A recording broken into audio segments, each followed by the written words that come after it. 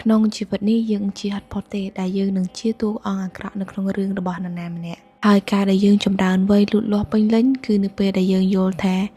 យើងមិនបាច់ត្រូវបកស្រាយថាយើងជាមនុស្សល្អទោះជាល្អនៅក្នុងរឿងគេនោះទេខ្ញុំចាំបានថាការខ្ញុំនៅពីក្មេងខ្ញុំតែងតែខ្លាចនៅក្នុងគេគិតខ្ញុំថាខ្ញុំជាមនុស្សមិនល្អខ្ញុំតែងតែធ្វើអ្វីមួយដើម្បីផ្គាប់ចិត្តអ្នកដទៃដើម្បីចង់ឲ្យគេមើលមកថា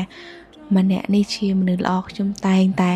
say yes ធ្វើរឿងដែលខ្ញុំអត់ពេញចិត្តដោយសារតែខ្ញុំចង់ឲ្យគេមើលមកខ្ញុំជាមនុស្សល្អប៉ុន្តែចុងក្រោយនឹងមិនអត់ខ្ញុំនៅតែជាមនុស្សអាក្រក់ក្នុងសាច់រឿងរបស់គេអញ្ចឹង lesson of the day is យើងធំហើយយើងវ័យប៉ុណ្នេះហើយកុំខ្លាចនៅក្នុងការ say no កុំខ្លាចនៅក្នុងការ being yourself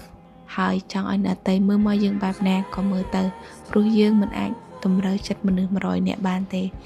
បើសិនបើអ្នកទាំងអស់គ្នាច្បាស់លាស់ថាអ្វីដែលគ្នាធ្វើមានគុណតម្លៃមានអត្ថន័យមានមូលហេតុសម្រាប់ជីវិតអ្នកទាំងអស់គ្នា